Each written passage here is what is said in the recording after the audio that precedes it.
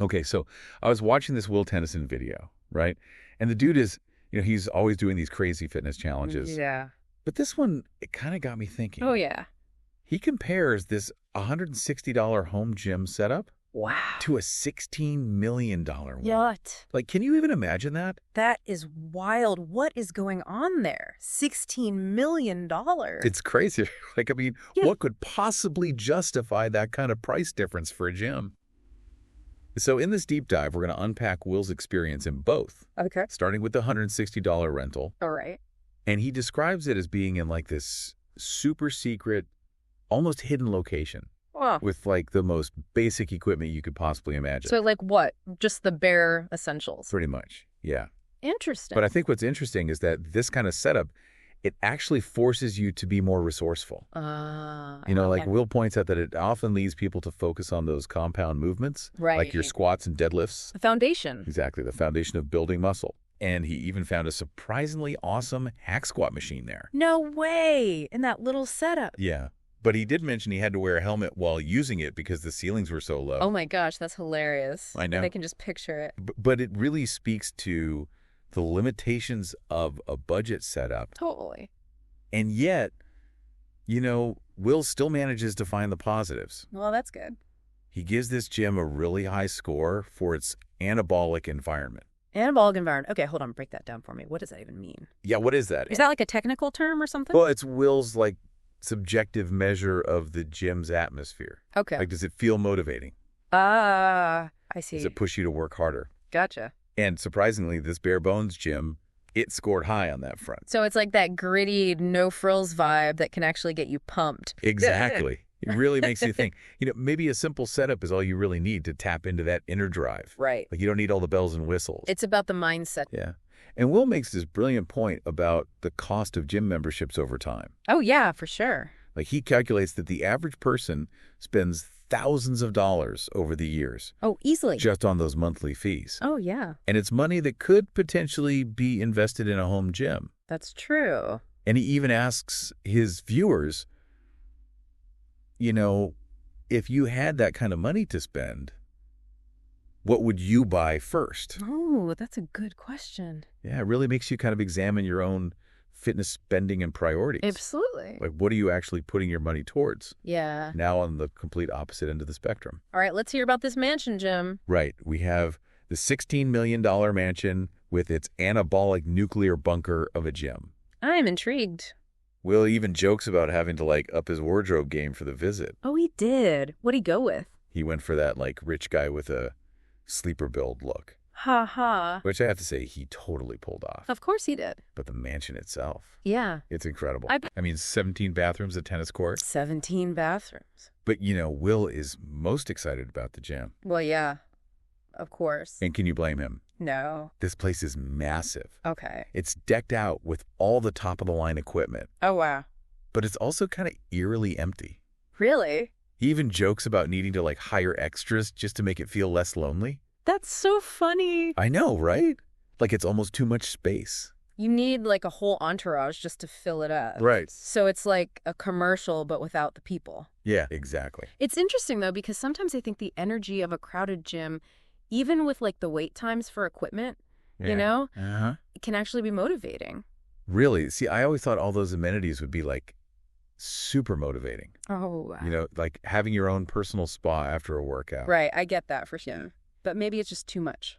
You're not really focused on the workout, Yeah, I see what you mean. You're just kind of distracted by all the luxury. Right. Like, if you're too busy admiring the view from your elliptical, are you really pushing yourself? Exactly. And it's funny because Will actually gives this gym a lower score for anabolic environment Oh, wow. than the $160 one. Interesting. He describes feeling almost overwhelmed by the sheer luxury of it all. That makes sense. It's too much of a good thing. Yeah, and this comparison really starts to reveal how much individual preferences influence our fitness motivation. Oh, for sure. Like, what works for one person might not work for another. Absolutely. And speaking of equipment, this mansion gym has some serious heavy hitters. Okay, let's hear it. Will raves about the hoist machines, Nice. especially this unique pec deck that flies upwards. Flies upwards. I know, right? Have you ever heard of such a thing?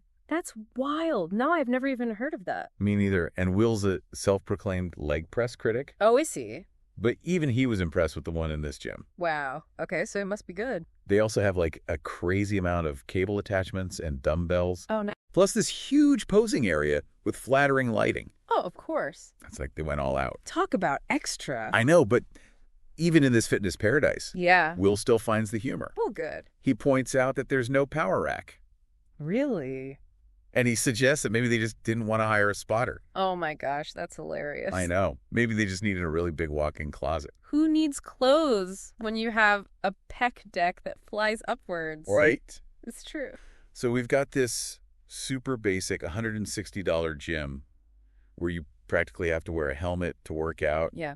And this $16 million mansion gym that's practically a palace. Two totally different worlds. Both can facilitate a workout, Wait. but in wildly different ways. Yeah, and that's where Will's rating system comes in. Okay, tell me about it. He breaks it down by equipment variety, that anabolic environment we talked about, and equipment quality. Okay. It's a really interesting way to compare these two extremes. Okay, so let's dive into those scores. Yeah, let's hear it. So for equipment variety, the $16 million gym scored a perfect 5 out of 5. Makes sense. I mean, it even had a batting cage. Oh, yeah, he did mention that. A squash court. Wow.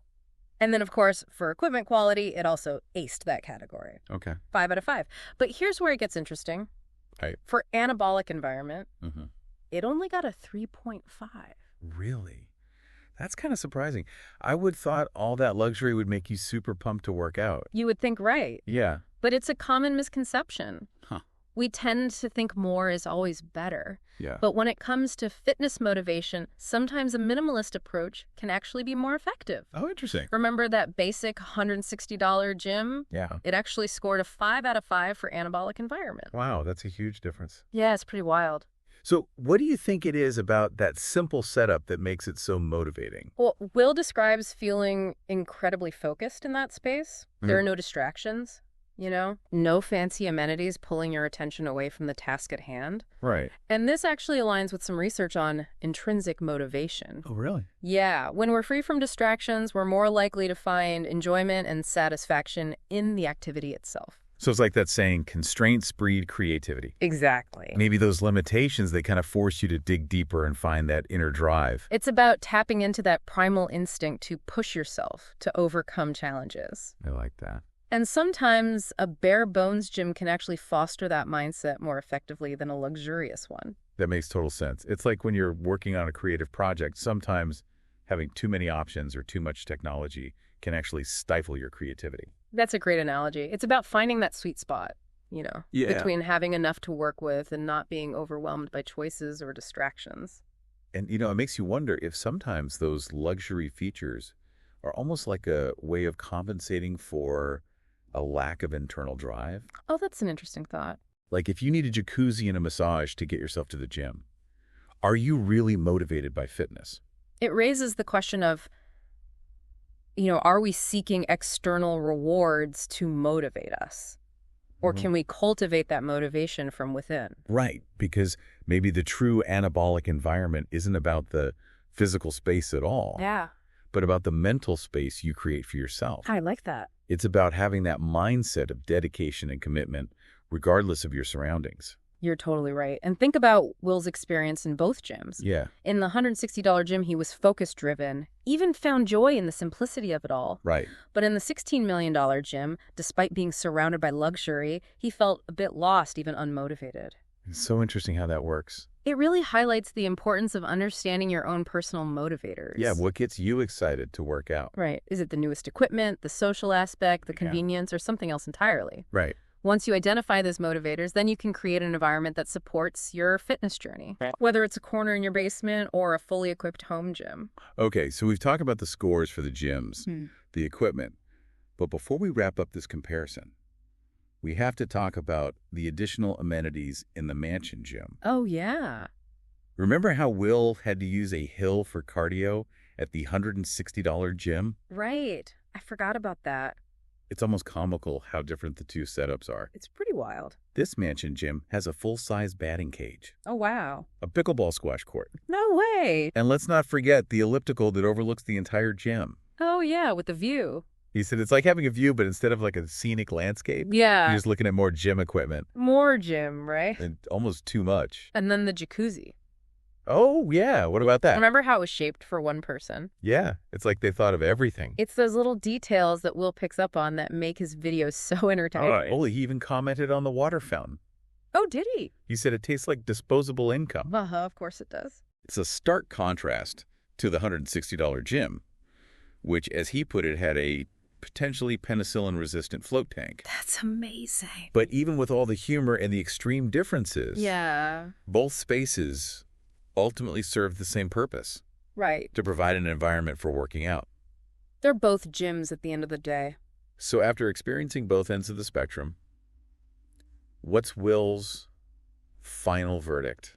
Does he declare one gym the ultimate winner? Yeah, is there a clear winner? He doesn't really say there's like one clear winner. Oh, He more kind of concludes that you can get a great workout in almost any environment.